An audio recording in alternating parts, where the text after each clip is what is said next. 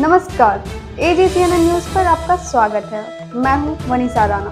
प्रस्तुत है आज का मुख्य समाचार। इनके मुंह से निकल गया था दुनिया का सबसे बड़ा अखबार जो है न्यूयॉर्क टाइम्स में छपवाना कितना मुश्किल है। छपवाना शब्द था, कोई जाके उस बाइट को चेक कर सकता है। हम उनको शुभकामना भी देते हैं। केजरीवाल जी का स्वास्थ्य बेहतर हो गया है। मुख्यमंत्री बनने से पहले जिस चीजें नजर आती थी, मगर दिल्ली की आबो हवा की सेहत बहुत खराब होती चली गई है। आम आदमी पार्टी आप ने बनाए भ्रष्टाचार के रिकॉर्ड। बीजेपी प्रवक्ता भाजपा प्रवक्ता डॉक्टर सुधांशु त्रिवेदी ने आप को भ्रष्टाचार में रिकॉर्ड बनाने वाली पार्टी बताया। उन्होंने कहा कि दिल्ली में शराब नीति घोटाले से लेकर शिक्षा और स्वास्थ्य क्षेत्रों में भी घोटाले हुए हैं। सरकारी फंड का दुरुपयोग और विज्ञापनों में जनता के पैसे की बर्बादी का आरोप लगाया गया। ट्रांसपोर्ट और रियल एस्टेट जैसे क्षेत्रों में भ्रष्टाचार के मामले सामने आए हैं, जबकि दिल्ली जल बोर्ड में करोड़ों के घोटाले का जिक्र भी किया गया।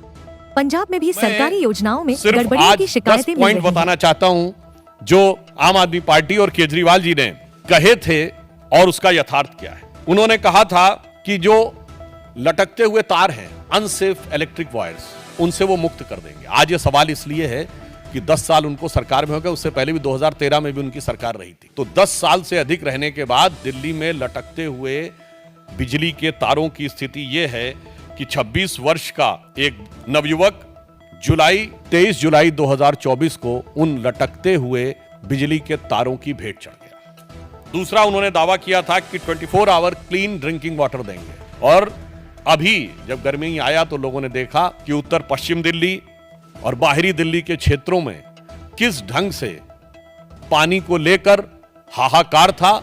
और पत्रकारों ने भी जाके देखा। चलिए, आप नेताओं की बात पे, राजनीतिक दलों के कार्यकर्ताओं की बात पे विश्वास न करें कि वो उसमें किस प्रकार की दुर्गंध आती थी जिस पानी का प्रयोग करना पड़ता था। फिर इन्होंने कहा वर्ल्ड क्लास एजुकेशन सिस्टम देंगे, यह दावा किया। और इतना ही नहीं, याद करिए, इनके मुंह से निकल गया था दुनिया का सबसे बड़ा अखबार जो है न्यूयॉर्क टाइम्स में छपवाना कितना मुश्किल है। छपवाना शब्द था, कोई जाके उस बाइट को चेक कर सकता है। तो पहले तो पढ़े लिखे मुख्यमंत्री को यह नहीं पता था कि दुनिया का सबसे बड़ा अखबार न्यूयॉर्क टाइम्स नहीं है। दुनिया का सबसे बड़ा अखबार है जापान का यमुनो शिमरी। और अमेरिका का भी सबसे बड़ा न्यूयॉर्क टाइम्स नहीं है, अमेरिका का सबसे बड़ा है यूएसए टुडे। खैर, इस अत्यधिक पढ़े लिखे मुख्यमंत्री को ने कहा छपवाना कितना मुश्किल है। और हकीकत क्या थी कि high court has reprimanded that the flawed education system, और इसमें कई चीजों को लेकर कोर्ट ने अप्रसन्नता जाहिर की।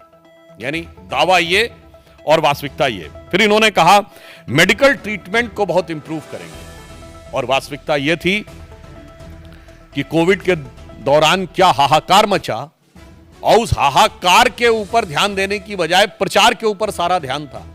आप सबको याद हो कि मोहल्ला क्लिनिकों में जो भ्रष्टाचार की चीजें प्रकाश में आई, जिसमें एक प्रकरण ऐसा था कि एक दिन में 539 लोगों का निस्तारण हुआ, जबकि मोहल्ला क्लिनिक 9 बजे से लेके 1 बजे तक 4 घंटे में चलती है। 240 मिनट में 539 लोगों का निस्तारण, मतलब 20 सेकंड के अंदर डॉक्टर ने मरीज को देख भी लिया, असेसमेंट कर भी दिया, पर्चा लिख भी दिया और दवा मिल भी गई। और कौन सी ऐसी मोहल्ला क्लिनिक थी जिसकी इतनी कैपेसिटी थी कि सीसीटीवी फुटेज दिखाई जाए कि 539 लोग आके कहां खड़े हो गए थे। यह यथार्थ था। उसके बाद उन्होंने कहा पोल्यूशन फ्री एनवायरनमेंट देंगे। आज स्थिति यह है, इसमें कुछ कहने की जरूरत नहीं है। जिस तरह इस समय जाड़े का मौसम चल रहा है, हाँ, हम ये कह सकते हैं कि हम उनको शुभकामना भी देते हैं। केजरीवाल जी का स्वास्थ्य बेहतर हो गया है। मुख्यमंत्री बनने से पहले जिस चीजें नजर आती थी, मगर दिल्ली की आबो हवा की सेहत बहुत खराब होती चली गई है। इसके बाद इन्होंने कहा कि जो कूड़े के ढेर, यानी ये छठा पॉइंट है, कूड़े के ढेर, इनको समाप्त करेंगे। और आज स्थिति यह है कि कूड़े के ढेरों की हाइट बढ़ रही थी। कुतुब मीनार से कुछ मीटर की दूरी के ऊपर, कुछ थोड़ी दूरी के ऊपर जो कूड़े का ढेर है, उसकी हाइट ऐसा समाचारों में आया कि 8 मीटर तक बढ़ गई है। 7वां दावा, दिल्ली महिलाओं के लिए सुरक्षित बनाएंगे।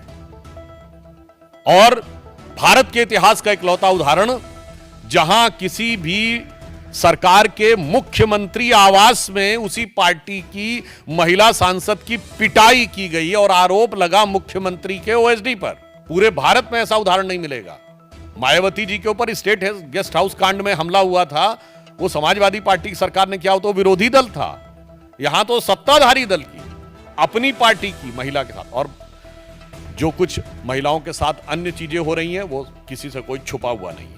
जो चीज इनके अधिकार में है, ये कहते हैं ना कानून व्यवस्था अधिकार में नहीं, अरे भाई मुख्यमंत्री आवास के अंदर की सारी व्यवस्था तो आपके अधिकार में थी और मांगने पर सीसीटीवी भी नहीं थे। अब आप देखिए अगला इनका था कि कच्ची कॉलोनीज जो हैं उनको बेसिक इम्यूनिटीज, जो मूलभूत सुविधाएं हैं उनसे युक्त कर देंगे। संगम विहार में जिस प्रकार की चीजें देखने को मिली उससे बहुत साफ है कि यह दावा बिल्कुल यथार्थ के धरातल पर चूर चूर होता नजर आ रहा है। फिर इन्होंने ये कहा था कि जो झुग्गी झोपड़ी के में रहने वाले लोग हैं उनको स्थायी आवास देंगे। आज 1 दशक पूरा होने के बाद भी ये दावा सिर्फ हवाई दावा है, जबकि प्रधानमंत्री जी के प्रेरणा से चलने वाली योजना में 3024 फ्लैट्स अब तक कालकाजी एरिया में झुग्गी झोपड़ी के लोगों को दिए जा चुके हैं। हम जो कहते हैं वो करते हैं और जो वो कहते हैं वो कभी नहीं करते। अब यमुना की सफाई, आप सभी को पता है कि उनका वीडियो भी अवेलेबल है कि यमुना की सफाई कैसी करेंगे कि वो नहा के दिखा देंगे, और आज स्थिति है कि वो पास जाने में भी हिचकते हैं। यमुना की झाग वाली फोटोएं आप सब ने देखी। अतः ये 10 पॉइंट हैं जो हम लोगों ने कहे कि केजरीवाल जी के दावे, 1 बिजली के तार, दूसरा क्लीन ड्रिंकिंग वाटर, तीसरा वर्ल्ड क्लास एजुकेशन सिस्टम, चौथा स्वास्थ्य की बेहतर सुविधाएं, 5वां पर्यावरण प्रदूषण, 6ठा गंदगी के ढेर, 7वां महिला सुरक्षा, 8वां कच्ची कॉलोनियों में बेसिक फैसिलिटीज, और 9वां झुग्गी झोपड़ी के लोगों को मकान, और 10वां यमुना की सफाई। ये तो नहीं किया, मगर काम ऐसे अद्भुत किए हैं कि भारत की राजनीति में उदाहरण न मिले। आज के लिए बस इतना ही। मुझे दीजिए इजाजत। नमस्कार।